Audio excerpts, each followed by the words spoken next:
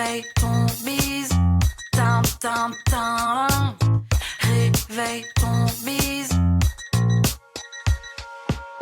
Bienvenue sur Réveille ton bise, le podcast qui t'aide à y voir plus clair quand tu ne sais plus trop où tu vas et que tu as envisagé au moins une fois de fermer ta boîte à 2h32 du mat après une énième insomnie. Moi, c'est Justine Arma, je suis entrepreneur depuis 2018. Mon job, t'aider à traverser les creux, retrouver de la clarté et redonner du sens à ton activité avec plus de kiff et évidemment moins de pression. Parce que oui, persévérer, ça peut aussi rimer avec envie de bosser moins. Alors si aujourd'hui t'as autant d'entrain que le mec de ta meilleure amie traîner à un karaoké un soir de pluie, alors t'es au bon endroit. Prends un café, un carnet et bonne écoute.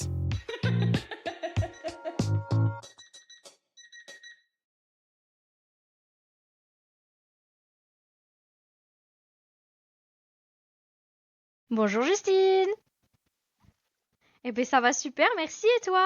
Je vais hyper bien, j'ai l'impression de dire ça à chaque fois que j'interviewe quelqu'un, mais je suis si contente de t'avoir dans le podcast depuis le temps qu'on se connaît, depuis le temps qu'on veut s'inviter. Tu es enfin là et pour un sujet hyper important. Merci d'avoir accepté mon invitation. Eh ben surtout merci à toi de m'avoir invitée, ça me fait juste beaucoup trop plaisir d'être là. Et comme tu dis, un sujet important et dont on a besoin d'en entendre parler. Je pense c'est notamment ces dernières années où il apparaît souvent. Totalement. Alors avant d'entrer dans le vif du sujet, parce que là on n'arrête pas de teaser, même si les personnes ont vu le titre de l'épisode et la description, on n'arrête pas de teaser. Est-ce que tu peux te présenter, s'il te plaît, et nous expliquer ce qui t'a amené à te spécialiser sur ce sujet-là? Ouais. Du coup, je m'appelle Elodie et je suis thérapeute bien-être spécialisée dans l'épuisement et le burn-out professionnel. Donc tout ce qui est salariat, entrepreneuriat. Et pourquoi est-ce que je me suis spécialisée dedans? Bah, déjà parce que la santé mentale m'intéresse énormément depuis très longtemps. Parce que c'était important pour moi aussi de servir l'autre, les gens, l'humain, enfin voilà. Donc j'étais partie sur ça à la base, mais pas sur le burn-out du tout. Et en fait, eh bien, quand j'étais dans le salariat et à temps partiel, parce que j'avais aussi créé mon entreprise de cabinet d'aromathérapie, eh bien en fait j'ai frôlé, flirté avec ce bon vieux burn-out, avec une perte de sens déjà liée à mon salariat, à mes valeurs qui étaient très chamboulées par rapport à ce qui était fait, on va dire, dans l'entreprise et que je ne pouvais plus tolérer. C'est la première étape qui m'a fait en fait partir en temps partiel et commencer l'entrepreneuriat. Et ensuite, la deuxième étape, c'est que bah, pendant le temps partiel de 35 heures, je suis passée à 20 heures, sauf que c'était important pour moi de gérer quand même les dossiers, les machins, les bidules, la surcharge a commencé à être là. Et en fait, bah, ouais, j'essayais de caler en 20 heures ce que je faisais en peut-être pas 35 heures, mais en tout cas pas loin. Et du coup, ça a commencé à devenir très compliqué parce qu'à côté, j'avais l'entrepreneuriat, que du coup, j'avais du mal à développer. Je pouvais pas y mettre les priorités que je souhaitais. En tout cas, je ne m'autorisais pas plus exactement à le faire parce que c'était très important pour moi d'être une salariée très bien vue par ses collègues, par ses dirigeants, par ses clients, de bien faire mon travail, de faire plaisir, de faire passer avant moi. Et en fait, bah, tout ça, ça a fait au bout d'un moment, en 2022, un gros boom badaboum. Et j'étais en train de me former sur le sujet du burn-out à cette époque-là, qui m'intéressait énormément et je voulais aider ceux qui le subissaient et bah, le cordonnier est le plus mal chaussé. Et en fait, bah, j'ai été dans le déni jusqu'à milieu 2023, je dirais, où en fait, bah, là, en commençant à vraiment connaître le sujet, accompagner des personnes. Je savais déjà que j'avais au moins fait un burn-in, tu vois, donc la période avant le burn-out, l'épuisement. Mais en réalité, je me suis jamais allée fait diagnostiquer chez le médecin. Mais à mon avis, à l'époque, si je lui avais expliqué tout ce qui se passait, il est très probable qu'il m'aurait diagnostiqué le burn-out. Ok. Voilà. Compliqué. Alors, j'ai envie de dire beau parcours parce que ça donne du sens à ton entrepreneuriat aujourd'hui. En même temps, c'est pas beau d'avoir fait un burn-in, d'être épuisé, d'avoir flirté, dansé avec le burn-out. Nous sommes d'accord, mais en tout cas, ton entreprise fait sens puisque c'est ton vécu et que du coup, tu es l'une des meilleures personnes avec lesquelles on peut se faire accompagner dès lors qu'on commence à ressentir eh bien, ces signaux d'alerte. Et justement, on va essayer de voir comment est-ce qu'on peut aider nos auditeurs, auditrices à Tout à fait. essayer d'identifier s'ils sont en burn-in, burn-out, s'ils sont juste, et la grosse guillemets, épuisés, s'ils sont en phase de surcharge. Surtout lié au fait que quand on se lance en business, généralement, c'est parce qu'on a envie d'exercer une activité qui nous passionne. Et c'est à ce moment-là, en fait, qu'on commence à ne plus connaître les limites de la passion, du travail, de la fatigue, de la persévérance. On n'arrive plus à savoir s'il faut continuer, s'il faut s'accrocher, s'il faut lâcher. Il y a tout plein de trucs de culpabilité derrière, de si on fait pas plus, si on lâche, bref, il se passe énormément de choses. Alors oui, les salariés sont sujets aussi, mais on en parle et il faut en parler de plus en plus que ça touche aussi bon nombre d'entrepreneurs, d'entrepreneuses quand on choisit un métier passion parce que ça vient de nous, notre business. On est passionné avant toute chose, sinon on ferait pas ce qu'on fait tous les jours. Alors C'est justement, sûr. selon toi, quels sont les principaux facteurs qui rendent les métiers passion particulièrement vulnérables, en fait, sujets à l'épuisement? Ouais, déjà, tu as bien fait de le souligner, c'est que on est tous à risque de faire un jour un burn-out. Peu importe notre activité, qu'on soit entrepreneur, salarié, qu'on soit maman ou papa au foyer, qu'on soit étudiant, jeune, vieux, on est tous à risque. Ces risques, en fait, c'est des choses qui nous viennent de l'enfance, des stratégies de survie qu'on a mis en place, et de la pression que peut aussi nous mettre la société actuelle dans laquelle on vit, bien évidemment. Mais on a aussi les métiers passion, l'entrepreneuriat notamment. Généralement, comme tu dis, en fait, on va développer une activité qui nous plaît, en fait, qu'on kiffe. Donc, on est souvent des entrepreneurs passionnés. Dans ce cas-là, en fait, on va avoir, comme tu dis, ce surinvestissement émotionnel qui est vraiment intense, dans le sens où ça devient quasiment notre bébé, cette activité. Comme ça devient quasiment notre bébé, et qu'aussi il y a tout le reste de la vie à gérer comme tout le monde, hein, bien évidemment, eh bien on va y aller très très à fond, ce qui va plus facilement risquer de nous épuiser. On n'est pas tous à risque parce qu'en fait on a certaines habitudes qu'on a pris, encore une fois, depuis notre enfance, etc., qui en fait peuvent être délétères et nous desservir. Ça peut nous servir à des moments donnés de notre vie, mais quand ça commence en fait à impacter notre quotidien négativement, c'est que ces habitudes-là nous desservent maintenant. Ces croyances-là aussi, on peut avoir aussi des croyances. Donc des habitudes, ça va être par exemple, je vais rogner mon temps de sommeil parce que là, il faut absolument que je finisse mes dossiers, mes machins, mes bidules. Donc j'irai au lit plus tard. Je rogne sur mon temps de sommeil, puis le lendemain, je me lève à la même heure parce qu'en fait, j'ai mon entreprise à faire tourner, mon CA à faire grimper, etc. etc. Et ben ça, par exemple, alors, si le temps, la quantité de sommeil et la qualité de sommeil est bonne pour la personne donnée, parce qu'on n'est pas tous égaux face au sommeil, on a tous besoin d'un sommeil de qualité et de quantité suffisante, mais par contre, toi, tu as peut-être besoin de 8 heures. Moi, par exemple, j'en ai besoin de 9. Et c'est comme ça. Je ne pourrais pas m'en départir. Je peux pas, je me dire, à partir de maintenant, je dors que 6 heures par nuit, ça va se faire. Non, du tout, ça marche pas. Donc, on a ça, par exemple, ça, c'est des mauvaises habitudes de vie. On peut aussi avoir des difficultés à s'alimenter sainement parce que tu comprends, il faut faire les courses, c'est compliqué, il faut faire vite, faut faire la bouffe soi-même, ça prend du temps, etc. Et puis manger les fruits, les légumes, les machins, les bidules avec l'assiette qui est bien protéines, légumes verts et blablabla, c'est compliqué. Donc des fois en fait c'est beaucoup plus rapide de prendre un plat tout prêt, un truc congelé, un fast-food, etc.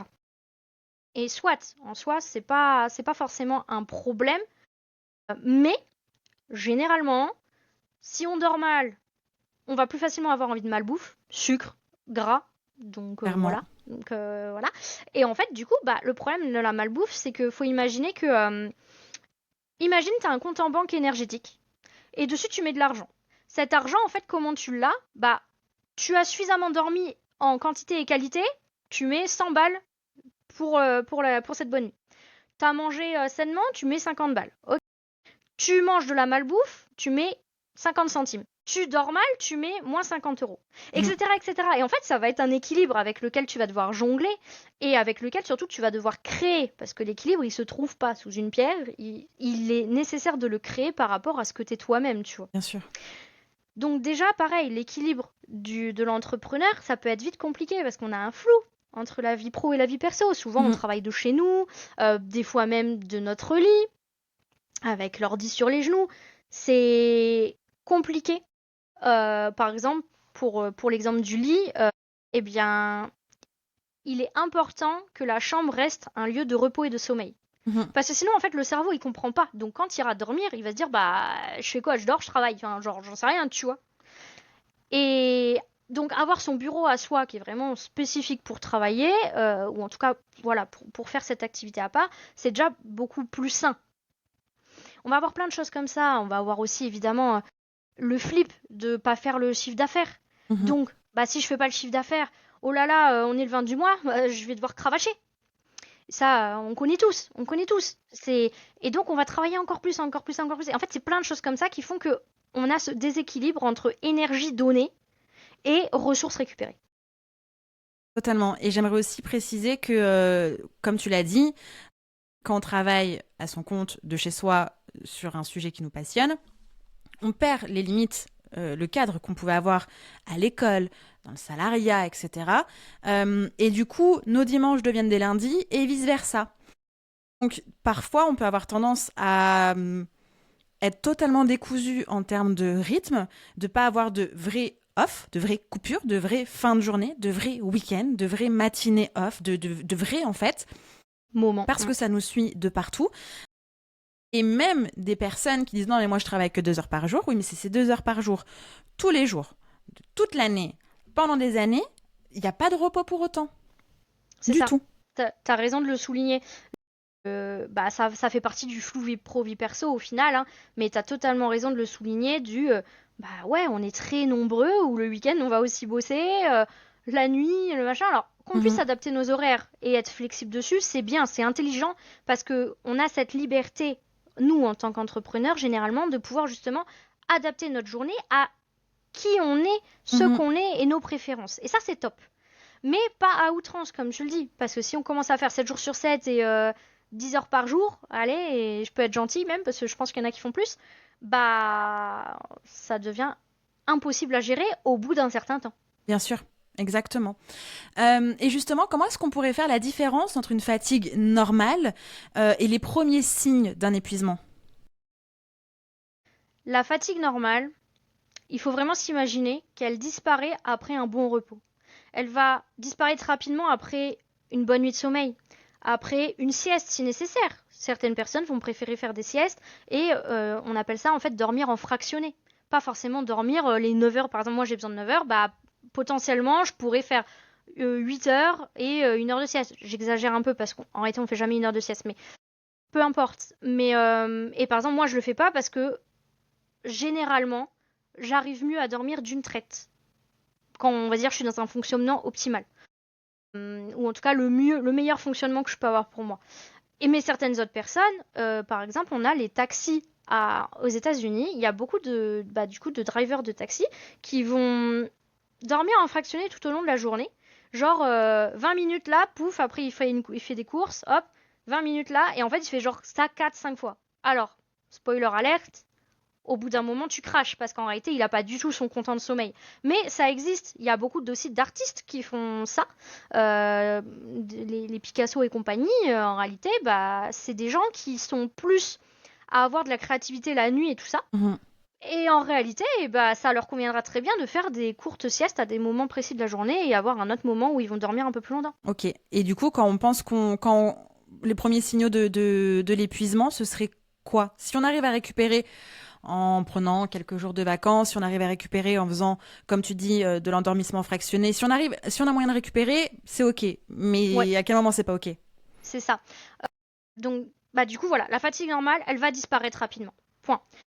Quand on commence à être dans l'épuisement, donc ce qu'on appelle le burn-in, c'est une phase qui peut durer très longtemps, des mois, voire même des années.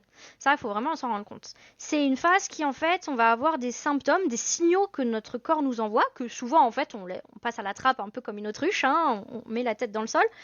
Et en fait, ces signaux sont de plus en plus nombreux, de plus en plus fréquents et de plus en plus puissants. Donc, dès que c'est à la fin où là on est vraiment au pire des pics de douleur, de quantité de signaux, etc., grosso modo on est très proche du burn-out. Au début ça peut commencer doucement. On va avoir 3 types de signaux différents. C'est vraiment les signaux physiques, donc fatigue physique bien évidemment, douleur physique, des maux de tête, des tensions musculaires, des problèmes digestifs, des problèmes de peau, de l'eczéma, du psoriasis, etc. Ça c'est plus physique du coup. Ensuite, on va avoir des problèmes émotionnels et mentaux. Donc, par exemple, tout ce qui est, on va être beaucoup plus irritable. On va avoir des émotions yo-yo, en mode, on va se mettre à pleurer un peu. On n'aurait pas pleuré d'habitude Mm. pour le même événement, en fait. Mm. Oui, c'est potentiellement compliqué, mais en fait, là, on est dans une surcharge émotionnelle, donc ça déborde. On va avoir aussi tout ce qui est difficulté émotionnelle de se faire comprendre. On a l'impression qu'on n'est pas trop compris, Mm. etc. On peut avoir un peu tout ça. Et enfin, on a tout ce qui est signaux plutôt cognitifs. Donc cette fois-ci, c'est au niveau du cerveau, entre guillemets, hein. Et en fait, on va avoir tout ce qui est difficulté de concentration, difficulté à rester concentré aussi. On va avoir difficulté de mémorisation plus que d'habitude, on va plus facilement se dire merde, où est-ce que j'ai mis mes clés, où sont mes lunettes, mon téléphone, Mm. etc. Moi, par exemple, il y a encore peu de temps, simplement parce que en ce moment, c'est une période où je suis un peu plus fatiguée que d'habitude, pour des raisons de santé que toi, tu connais. Eh bien, en fait, je suis restée devant le frigo, tu sais, les yeux un peu dans le vide, en mode tu vois limite flou, Mm. et à me dire, j'ai encore besoin de trucs là dans le frigo là pour la recette que je vais préparer. Puis tu sais, tu restes, mais je sais pas, tu restes potentiellement 30 secondes avec les, les yeux vitreux. Et puis tu refermes, puis tu retournes voir ton truc, puis ah ouais merde, j'ai oublié tel truc. Et en fait, tu l'avais sous les yeux. Mm. Ça, par exemple, c'est des signaux qu'on peut voir.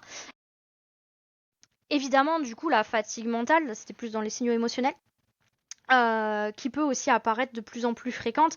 On finit un peu la journée ouais, sur les rotules, tu vois. Des difficultés, bien évidemment, d'endormissement, tout ça. Des difficultés aussi d'insomnie, de l'anxiété qui peut être croissante. Mm. Bah voilà, tous ces signaux-là, on les a pas forcément tous, mais en tout cas, ils vont tendre à aller de plus en plus en intensité, en fréquence et en nombre. Parce qu'en fait, le corps, faut imaginer qu'on est sur l'autoroute, on est au volant d'un bolide, et en fait, on voit un premier panneau qui dit rouler à 130. Bon, toi, t'es à 200 déjà. Toi, t'es à 200, t'es à fond, bille en tête. Ok, t'es à 200, tu vois le panneau 130, tu l'écoutes pas. Rappel 130, tu l'écoutes toujours pas. 110, tu continues toujours bille en tête, etc. Et en fait, 50, là, ton corps, il est en mode, mais elle a pas compris, mais en fait, là, dans 1 kilomètre, il y a le mur. Mm. Du coup, c'est pour ça qu'il y a des panneaux de ralentissement. C'est que sinon, tu prends le mur. Bah, au bout d'un moment, pour pas que tu te prennes le mur, ton corps, par bienveillance pour toi et par peur aussi pour lui-même, hein, il y a un moment, il va mettre le frein à main. Spoiler alerte, frein à main sur l'autoroute, pas bonne idée. Et en fait, c'est le... Si tu ne prends pas toi-même de temps, ressourcement dans ton agenda, c'est ton corps qui te le fera prendre. Mais c'est pas toi qui choisiras à quel moment tu les mets, ces périodes de ressourcement. Non, non, c'est lui qui va te dire là, tu arrêtes tout, tu Mhm. te fous dans le lit et tu n'y bouges plus. Et même pour te laver les dents, ça va devenir une montagne. C'est ça en fait le burn-out. Et c'est la fin. Mais en fait, c'est la fin. Mais il y a eu 1 milliard de signaux avant, Bien sûr. pour te le dire. Ce qui veut dire, si on comprend bien, c'est qu'il faut toujours être dans un mode d'auto-observation, d'écoute de soi, pour justement prévenir cette phase d'épuisement, burn-in, burn-out. Ouais, ouais, totalement. T'as totalement raison de souligner ça. En fait, être attentif, pardon, à ses ressentis, c'est vraiment indispensable. Et encore une fois, on n'a pas forcément appris à le faire quand on était jeune.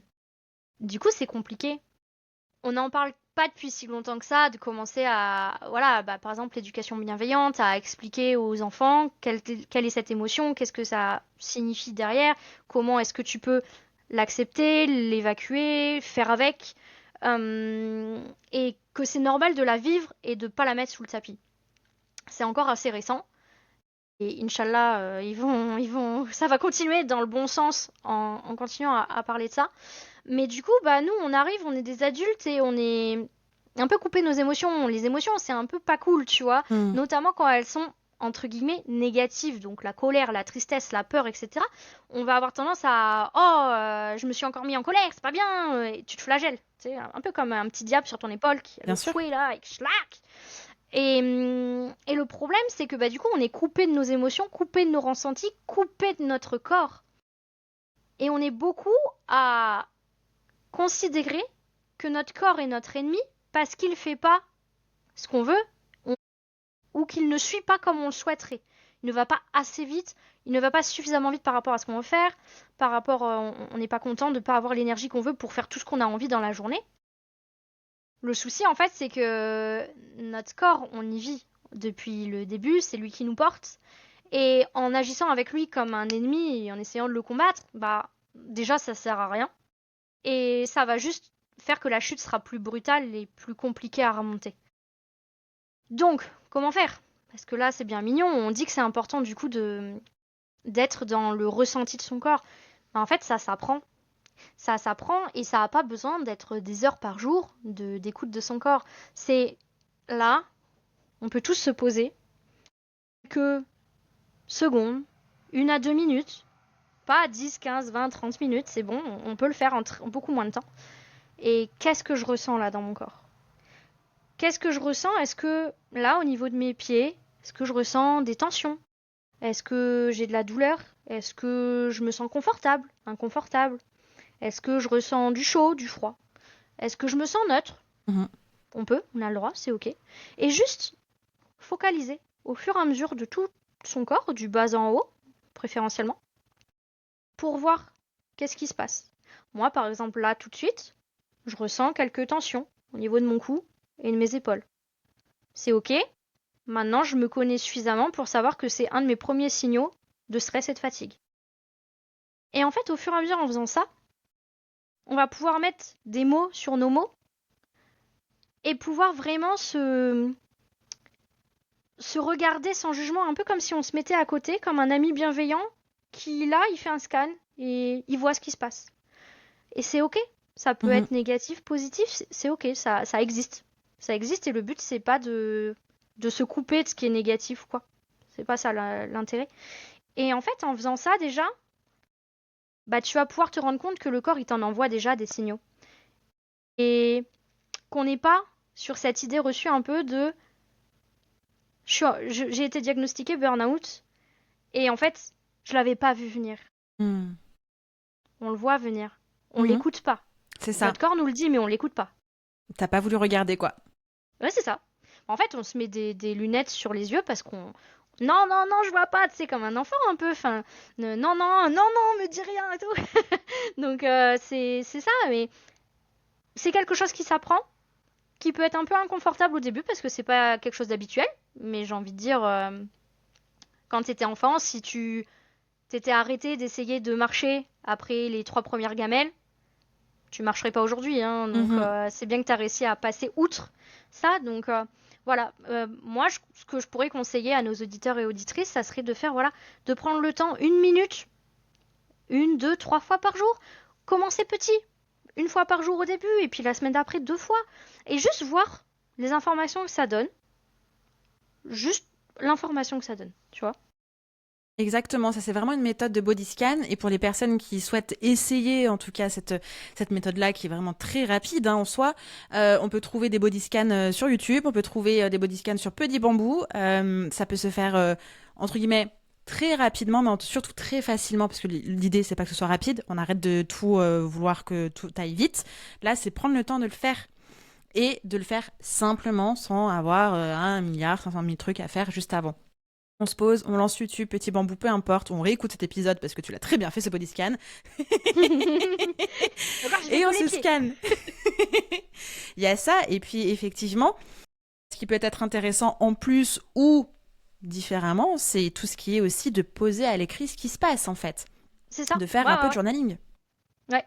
Moi, j'aime beaucoup, surtout au début, quand je faisais, moi, j'appelle ça la météo intérieure dans mon accompagnement, mais en effet, c'est de pouvoir vraiment se noter. Bah là, aujourd'hui, je me sens en note sur 10, en fatigue, en stress, je me sens à temps. Donc, je sais pas, allez, 5 de fatigue, 6 de stress. sur 10, ok.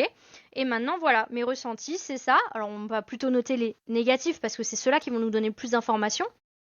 Et en fait, souvent, on va voir des schémas qui se répètent parce que, bah voilà, on a peut-être une difficulté plus présente que d'autres au niveau du bassin, du cou, de tension, des maux de tête, par exemple, moi, j'ai une accompagnée qui avait des blocages de mâchoire à cause du stress et de la fatigue. Waouh.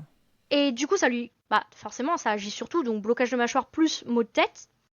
Et en fait, après quelques semaines de météo intérieure et d'autres techniques que je pourrais citer après, eh bien en fait, ça a complètement disparu. Mais parce que on prend le temps on voit et on met après en place des choses qui vont vraiment nous aider nous. Et attention, ce qui nous aide nous n'aide pas forcément notre voisin, et ce qui aide notre voisin ne nous aide pas forcément nous. C'est à nous de trouver les bonnes pratiques qui nous Oui, conviennent, c'est on ça. va dire.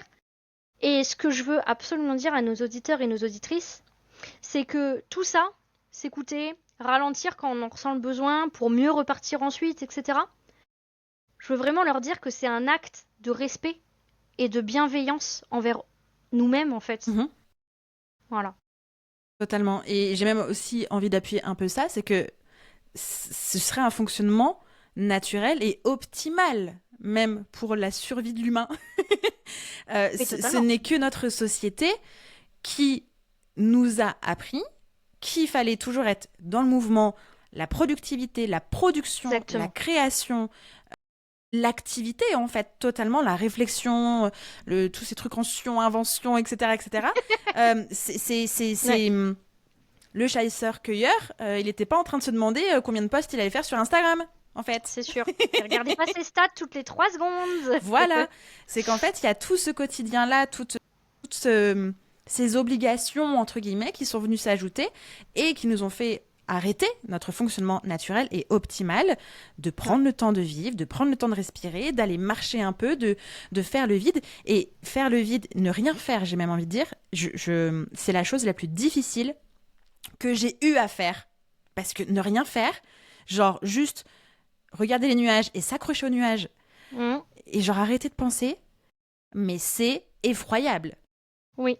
difficile. Et c'est aussi être dans l'acceptation bah, peut-être que tu n'arriveras pas à arrêter de penser à ce moment-là donné, et c'est ok.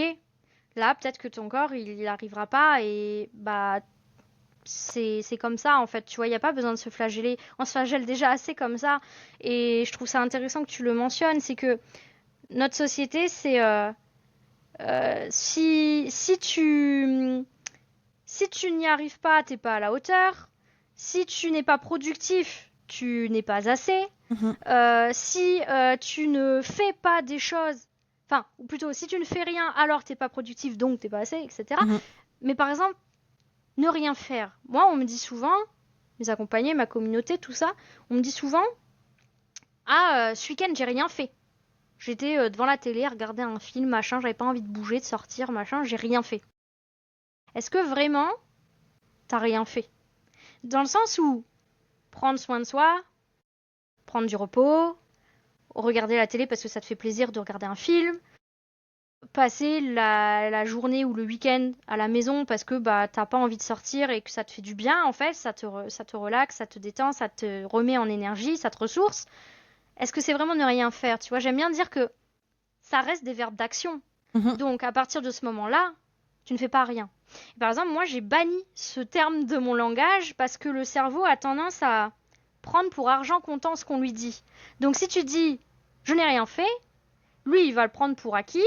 Et du coup, comme dans sa tête, ne rien faire égale pas bien, pas productif pour la société, etc., etc., alors tu rentres dans une boucle de bah, du coup, c'était pas bien. Alors que si, tu as fait des choses. Tu vois? Exactement. Justement, alors j'espère, enfin j'espère, je sais pas si j'espère, mais potentiellement qu'il y a des auditeurs et auditrices qui nous écoutent et qui sont en train de se rendre compte que la corde est bien tirée. Euh, Cette prise de conscience déjà, c'est un grand premier pas. Parce que ça y est, on l'entend, on le voit. Mais ça peut être assez violent de prendre conscience de ça immédiatement. Tout dépend aussi de son niveau d'épuisement, surmenage, etc., burn-in, tout ça. Mhm. Qu'est-ce que tu pourrais leur conseiller de faire ou de ne pas faire là, à l'instant T? Ouais. Ce que je peux conseiller de faire pour ceux qui se retrouvent un peu dans toutes ces paroles et qui peuvent commencer à s'en inquiéter, déjà, c'est de prendre un pas de recul sur la situation afin de l'évaluer. Ne pas être dans une boucle émotionnelle de ça y est, j'ai peur, ça y est, oh là là, qu'est-ce qui va se passer? Est-ce que du coup, je vais forcément tomber en burn-out? Est-ce que je le suis déjà? Etc. Parce qu'en fait, là, d'abord, ce qu'on veut voir, c'est qu'est-ce que tu ressens? Comment tu te sens toi, intérieurement, extérieurement, tout ça? Quels sont les signaux dont on a pu parler que tu retrouves? Qu'est-ce qui se passe quand tu fais cette météo intérieure, quand tu prends ce temps de regarder tes ressentis? Et comme ça, on va pouvoir faire déjà un état des lieux. Tu peux aussi t'aider, et ça c'est assez intéressant, de tests en fait sur Internet. Attention à prendre avec des pincettes, tous les tests ne sont pas bons, il y en a certains quand même qui sont plus médicaux ou psychologiques. Donc ça peut être intéressant pour avoir un premier avis. Moi par exemple j'en propose un de test avec le Check-up Express et vous pouvez aller le faire gratuitement sur mon site. Et en fait, ça va pouvoir vous donner des informations un peu plus globales sur votre état et le but c'est que vous puissiez vous servir de ça en mode ah ok, là par exemple il semblerait que je sois quand même épuisée au moins un peu et que mon corps du coup en effet ça serait bien que je sois un allié avec lui et que je sois avec lui dans cette épreuve. Je ralentis, je mets en place les indispensables, encore une fois la trinité, sommeil, alimentation saine et activité physique quand on a encore l'énergie de le faire. Même un petit peu, hein, vraiment, même aller se balader 10 minutes à pied tranquille, c'est déjà bien en fait. Ça fait du bien. Et si les résultats semblent encore plus mauvais, là, ce que je dirais, c'est vraiment aller voir votre médecin traitant avec toutes ces informations-là pour pouvoir lui en parler. Parce que, à mon sens, le suivi médical, notamment pour un burn-out diagnostiqué, est indispensable. On ne peut pas faire sans. Et ça serait très déontologiquement néfaste que moi je vous dise de ne pas y aller, en fait, hein, clairement. Pour moi, en fait, on a le suivi médical d'un côté, et on peut, si on le souhaite, aller plus vite, être mieux compris, etc., avoir à côté un accompagnement, encore une fois, quand on est vraiment trop dans l'épuisement, dans le burn-in, voire même dans le burn-out, ou aussi pour les cas où on est en rechute. Beaucoup de personnes font une rechute au bout de quelques années. Et là, c'est que ça a mal été traité à la base. Donc peut-être que ça serait intelligent d'essayer autre chose. Et dans ce cas-là, cet accompagnement, on peut l'envisager soit avec un thérapeute, soit avec un coach, mais attention à ce qu'il soit spécialisé dans l'épuisement et le burn-out, dans le sens où le but, c'est pas d'aller voir quelqu'un, je sais pas, spécialisé pour l'endométriose, ou même pas spécialisé du tout. Attention, vous aurez peut-être pas les effets que vous voulez et les résultats comme vous le souhaitez. Parce que forcément, après, c'est des thématiques très complexes, tu vois. Avant mes formations, avant de comprendre vraiment la problématique, pour ma part, j'étais pas du tout formée sur le sujet. Et des fois, on va avoir des médecins ou en tout cas du professionnel de santé qui ne sont pas assez non plus connaisseurs du sujet et qui pourraient mal nous diagnostiquer ou pas nous diagnostiquer. Et là, attention aussi, si vous n'êtes pas convaincu de ce que votre médecin vous a dit ou quoi, n'hésitez pas à avoir plusieurs sons de cloche ou à aller voir. Il y a très certainement aussi des professionnels de santé spécialisés aussi dans le burn-out, donc ça peut être aussi intéressant d'aller là-dedans. Oui, totalement. Ce que j'aimerais rajouter aussi, parce que on voit bien que ça peut être difficile d'avoir un médecin traitant, d'un médecin généraliste, près de chez soi et rapidement. Utiliser ce qui a été mis à disposition pendant notre pandémie, des applications où on peut prendre rendez-vous avec un médecin généraliste ou qui va ensuite nous orienter vers des spécialistes en fonction de ce qui a été diagnostiqué. En attendant de pouvoir voir rapidement son propre médecin. Titre d'exemple, moi l'année dernière, quand je sentais que j'étais vraiment à 2 doigts de péter mon câble, j'avais 2 mois d'attente pour mon médecin. J'allais pas tenir 2 mois du tout. Bien, ouais.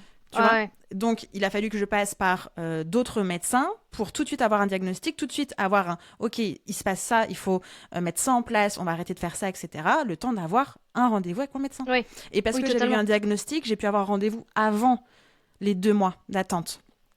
Parce que tout de suite, il y a de l'information en disant, bah voilà, il s'est passé ça, on m'a diagnostiqué ça, faut que je vois rapidement monsieur machin. Ok, c'est bon, on vous trouve une place là, et toujours 15 jours, 3 semaines.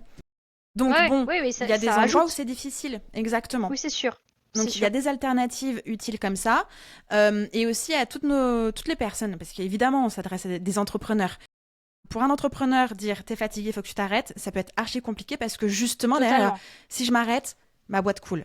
C'est ça, évidemment. Comment on fait avec cette pensée-là qui est genre juste anxiogène? C'est comme si c'était une question de vie ou de mort finalement. Bien, ce que je dirais, c'est justement si tu es dans l'écoute de ton corps, au moins un minimum, tu arriveras jamais à cette étape où, en fait, là, il faut vraiment complètement tout arrêter. Alors évidemment, malheureusement, il y en a qui vont jusqu'à cette étape-là. J'aurais tendance à dire que pour ces personnes-là, et pour toutes les personnes, hein, mais du coup, notamment pour ces personnes-là ou qui n'ont pas forcément le choix de pouvoir s'arrêter ou non, de réévaluer ses priorités. Quelles sont tes priorités? Ok, très bien, tu as besoin de faire du chiffre d'affaires, on l'entend. Mais qu'est-ce que tu peux mettre aussi en place pour que tu aies aussi ta priorité de santé qui soit là en fait, qui existe? C'est ok, elle existe. Tu pourrais par exemple déléguer certaines de tes tâches, même si c'est temporaire, pour diminuer ta charge mentale. Par exemple, ça serait un des exemples. Tu pourrais aussi décider d'essayer de faire que le minimum syndical pour que ton entreprise tourne et le reste, tu essayes de te ressourcer.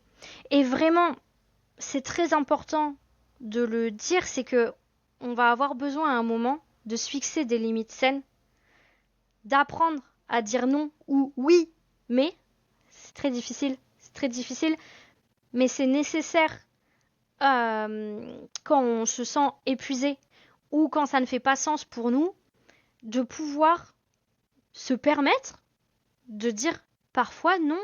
Ça fait pas de soi quelqu'un de plus méchant, d'égoïste ou quoi. C'est aussi se respecter soi-même, encore une fois, et être bienveillant envers soi-même. Ça, c'est très important.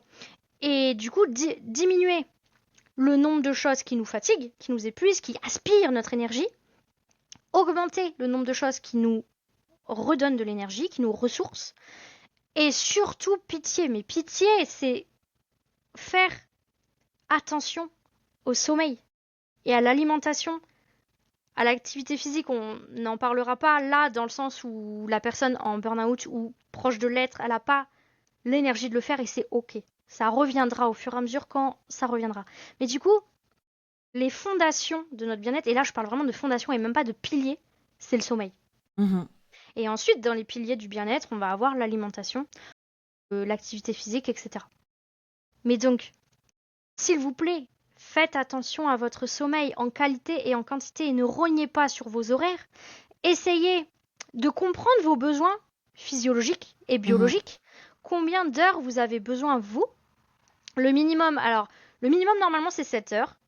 Certaines personnes ont une petite différence génétique qui font, mais c'est très rare ces personnes-là, hein, qui font que elles peuvent gérer avec 6 heures. Spoiler alerte, il y en a vraiment pas beaucoup. Et comme je vous l'ai dit, moi c'est 9 heures. J'aimerais bien avoir que 6 heures, ça me ferait 3 heures de plus chaque jour. Et juste c'est comme ça, et c'est ok. Et maintenant je l'ai accepté. Alors que avant je l'acceptais pas en fait. Ça me frustrait énormément Mhm. de devoir dormir autant. Et j'entends souvent la phrase je dormirai quand je serai mort, quand je serai à la retraite, ou ce genre de phrase très excessive. Mais si tu dors pas là, tu pourras jamais profiter de ta vie, ton quotidien, faire les choses en étant en forme et en étant bien, en étant efficace, en ayant tout ce que tu as envie. Du coup, au-dessus de ça, tu rajoutes aussi l'alimentation, parce que par exemple, en période de stress, on va vraiment avoir des ressources qui vont être très vite pompées par le corps. Bah, en fait, on ne crée pas de l'énergie comme ça en claquant des doigts, hein, ça vient pas de nulle part, ça se crée parce que ce qu'on mange, notre ressourcement quand on dort, quand on fait des siestes, etc., nous donne de l'énergie pour le corps. Et notamment, par exemple, on a le magnésium qui est surutilisé en période de stress. N'hésitez pas à vous complémenter. Et encore là, attention, on est dans des questions on prend pas n'importe lequel parce que selon tel ou tel magnésium, la biodisponibilité n'est pas la même, c'est-à-dire que notre corps l'absorbe pas de la même manière. Le but, c'est pas non plus de mettre son argent dans les toilettes, tu vois. Ça, je le dis aussi souvent à mes accompagnés, et c'est vraiment des choses, tu vois, on va plutôt favoriser des bisglycinates de magnésium, etc. Si vous connaissez pas et que vous n'avez pas l'énergie de vous renseigner, allez voir les personnes qui connaissent. Enfin, il y a un moment, aidez-vous. Aidez-vous, et c'est ok en fait de demander de l'aide aussi. Parce que ça. Totalement. Et j'aimerais aussi ajouter que c'est comme au même titre que quand on a été élevé, au moment où on doit se mettre au soleil, mets de la crème solaire. C'est la même chose en fait. Tu te lances en business, protège-toi. Couvre-toi en fait. Donc, prends une mutuelle, prends une prévoyance, mets de l'argent de côté en cas de. On n'est pas en mode YOLO. Advienne que pourra, on peut faire de l'argent comme ça facilement, parce qu'un imprévu, par définition, ça ne se prévoit pas. Donc l'idée, c'est de se protéger des imprévus. Et si, j'en sais rien, on a suffisamment de trésor de côté, d'argent de côté, et qu'on tombe pas malade, paye-toi un voyage, garde de l'argent de côté. Tout à fait. Paye-toi un voyage. Tout à fait. T'as totalement raison. Fais-toi vraiment plaisir faire ça. en fait.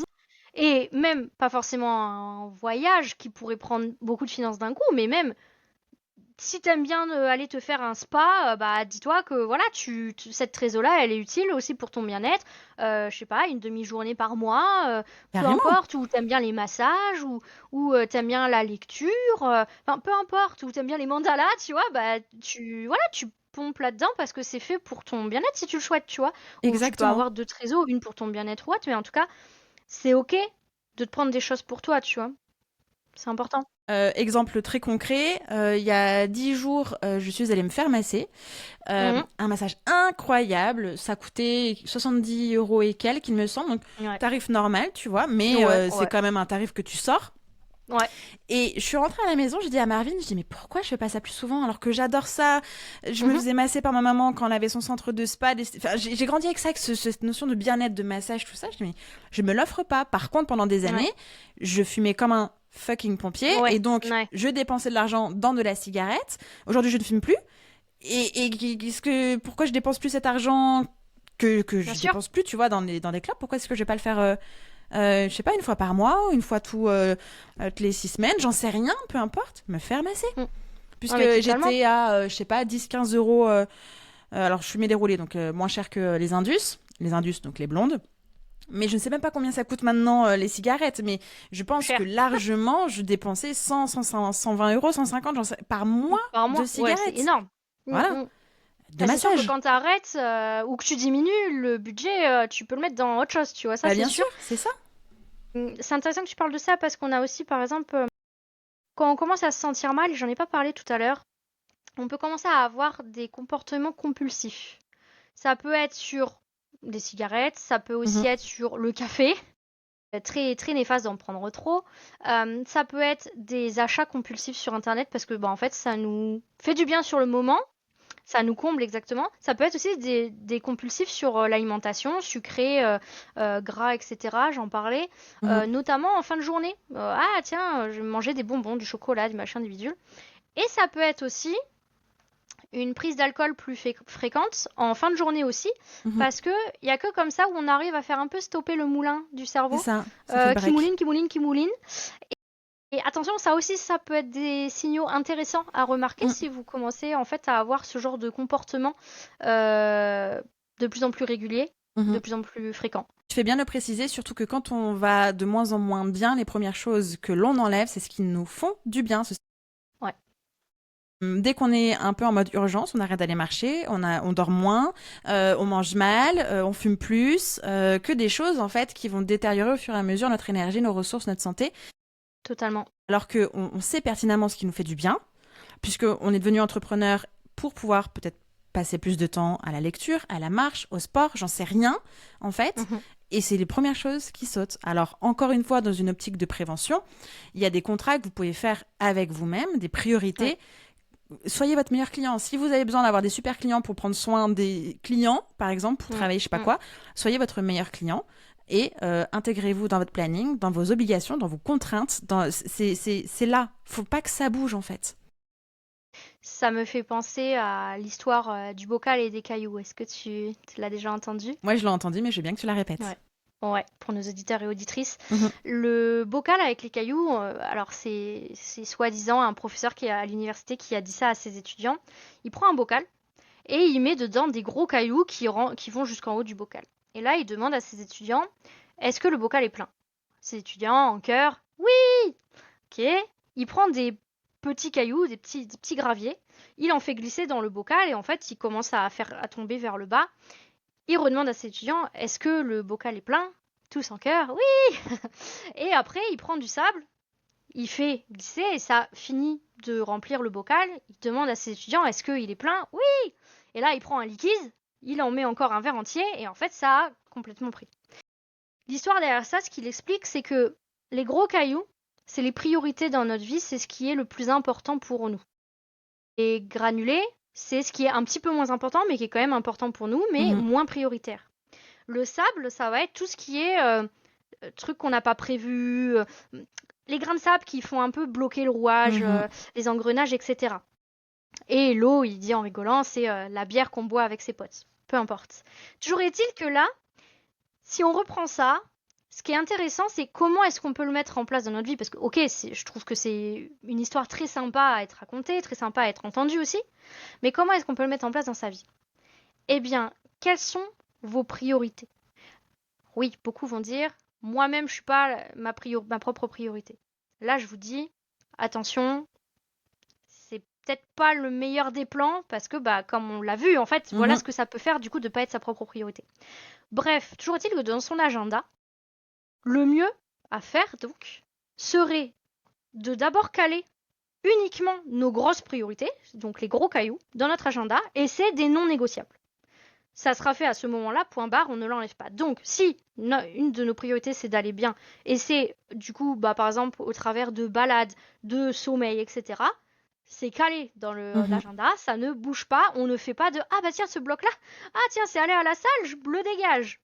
Alors qu'on sait très bien que ça nous ferait énormément de bien d'aller à la salle, pour certaines personnes, j'entends, encore une fois, le but c'est de trouver ce qui nous fait du bien à nous-mêmes. Ensuite, on met du coup les autres qui sont un peu moins prioritaires. Et enfin, seulement en dernier, on se laisse des plages pour le sable, pour ce qui est pas du tout prioritaire. Et c'est ça qu'on peut se permettre de bouger parce qu'en fait, à nos yeux, c'est ce qui est le moins prioritaire. Donc pourquoi est-ce qu'on bougerait ce qui est le plus prioritaire? Tu vois ce que je veux dire? Et on a souvent cette tendance à bouger ce qui est le plus prioritaire parce que tu comprends? Non, mais ça impacte que moi, donc c'est bon, je le vire à plus loin. Et puis on a la même chose avec la to-do list qui rallonge. Mais oui. Et en fait, prendre soin de soi, étant donné qu'il faut mériter pour prendre soin de soi, ça aussi c'est une petite croyance de la société qu'elle nous donne, et bien du coup c'est à la 1001e place qu'on n'atteint strictement jamais puisqu'on rajoute toujours des choses dans la to-do. Exactement. Donc, en conclusion, soyez des cailloux. Les gros cailloux. Soyez les gros cailloux. Les promis, les gros cailloux. C'est ça, tout à fait. On a vu énormément de choses, donc notamment des méthodes, déjà pour identifier, observer, se mettre en priorité, devenir des cailloux, prendre soin de soi, des méthodes naturelles, simples et efficaces en prévention et quand on se rend compte qu'on est en train de mettre le pied dans le plat. Quel message aimerais-tu faire passer à tous ces entrepreneurs, entrepreneuses passionnés qui nous écoutent et qui, justement, pourraient se sentir là, prise de conscience, au bord de l'épuisement? J'aimerais dire à tous nos auditeurs et auditrices que votre santé, c'est votre atout et votre bien le plus précieux que vous avez au monde.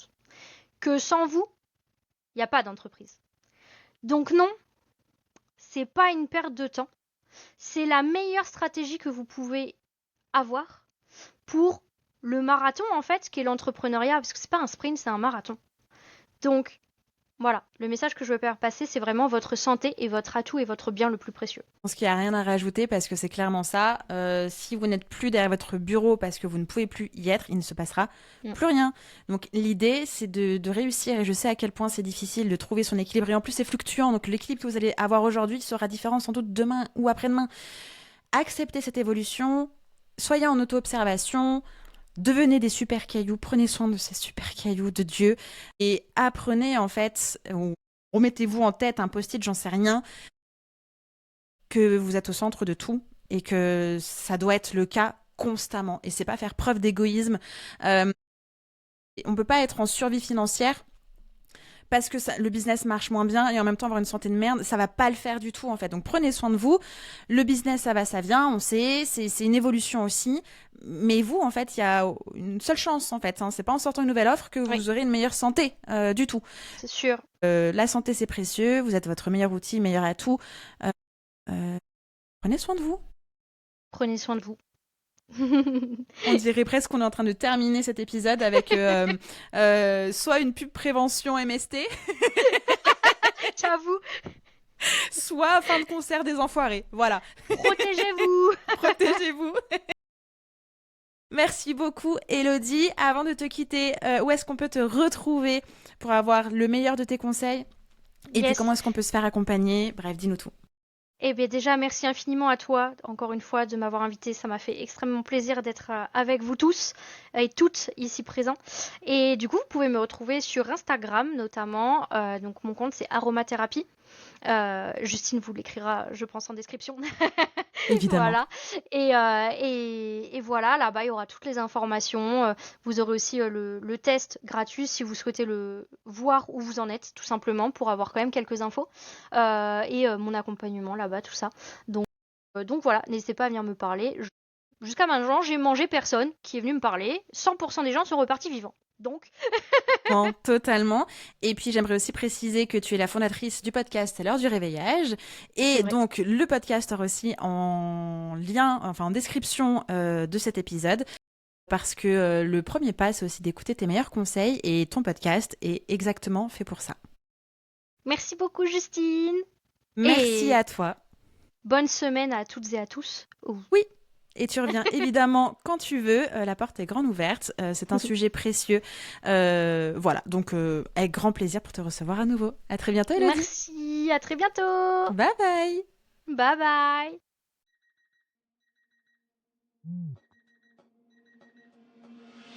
Merci d'avoir écouté l'épisode jusqu'à la fin.